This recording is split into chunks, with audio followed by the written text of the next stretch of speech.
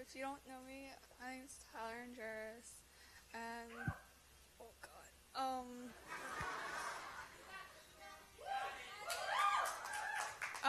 I'm gonna start off with Psalms 46:10, and it says, "He says, be still and know that I am God.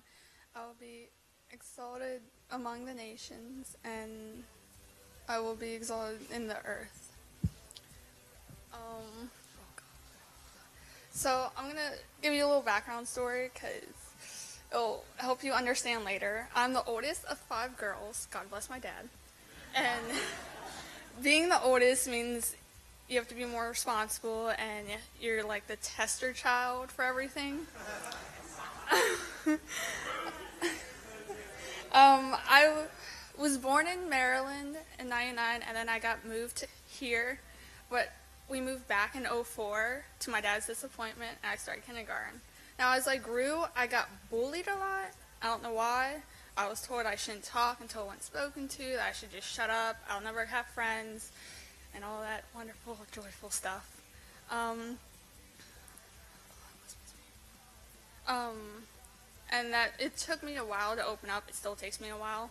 So if I'm like really silent, I am very friendly, just to let you know.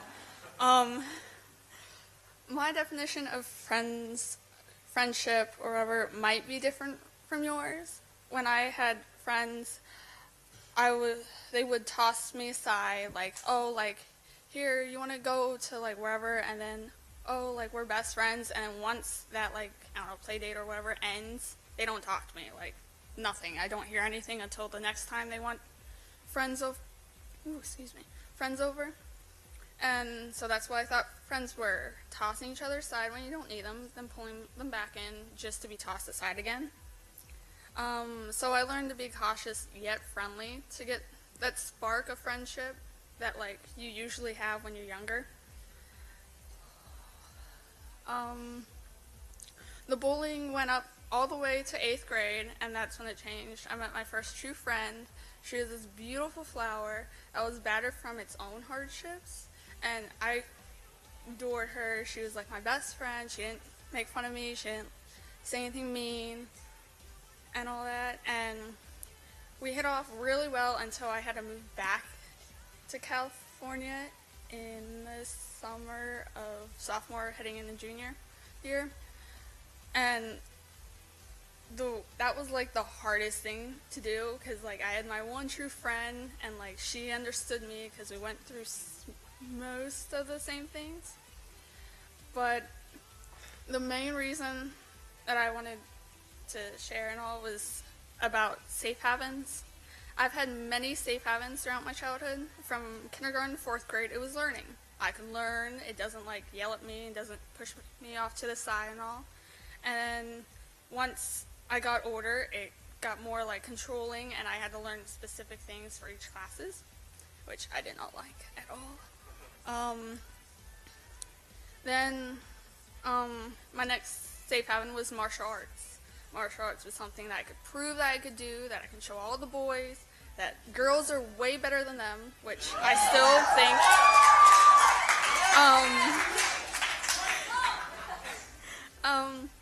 And it helped me, it brought me like new friends that like we had something in common, so like we could talk about and all.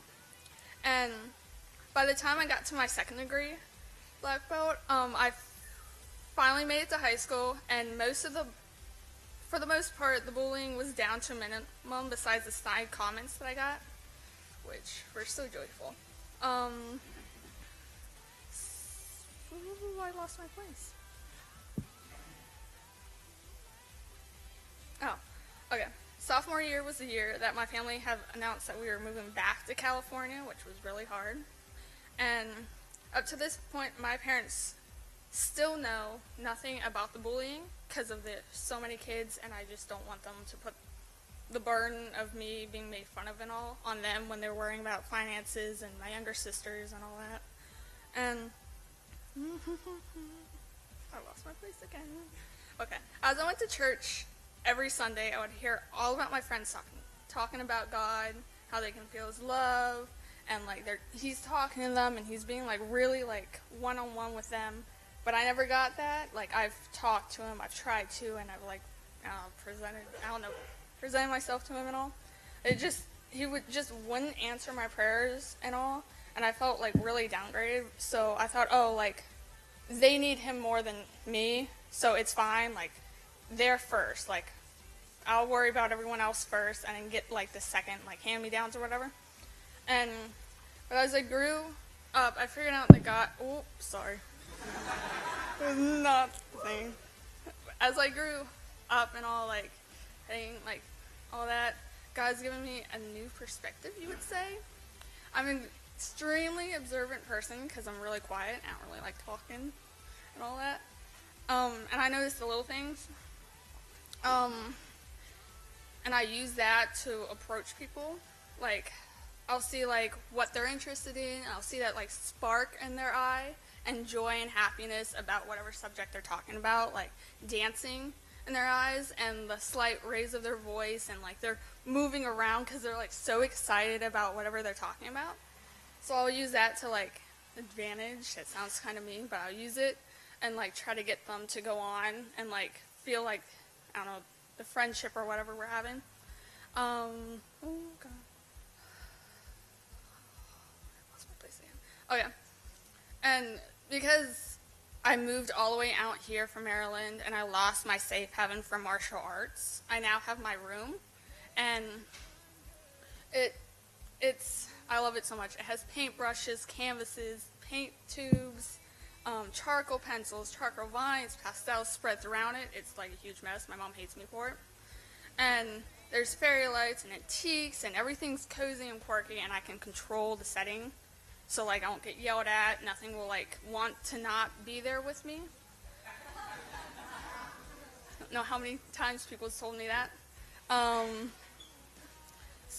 like, at night, it's where everything falls apart. I become victims to my thoughts, thinking, oh, I shouldn't have said that. I shouldn't have done that today. Like, they gave me, like, the disregarded look. So I'm like, oh, no, messed up. They're not going to talk to me, all that stuff. And then I would just feel tired of thinking, tired of being the victim of my destructive thoughts. And in a way, I was so tired that sleep couldn't fix it, so I'd, like, be up till, like, 3, 4, 5 o'clock in the morning and hopefully getting an hour, maybe 45 minutes of sleep in. Parents still don't know about that either. So I usually put in my headphones and slip away with the music to create a world where I wasn't bullied and where I have lots of friends. Like, right now, like, I have lots of friends, but I don't have any, like, have any, like, close-knit friends. So, like,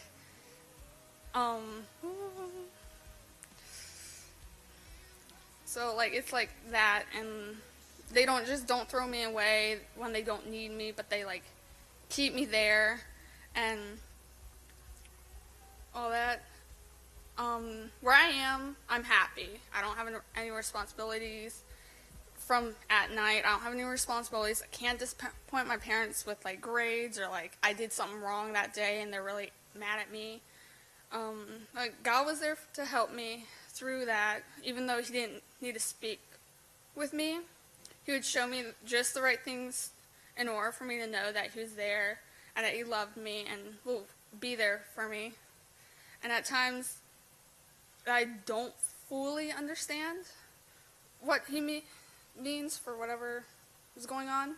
I'd hear whispers weaving through the wind, and all I need to know was one thing that has helped me from when I was confirmed till now, and that was Psalms 46:10, be still and know, also the one that I said before and all that. And then on, when I stood my ground against those who wanted to break me, all I needed to do was stand still and know that God was there for me, that no matter what, God will be there to help me get through the hardships that are about to come.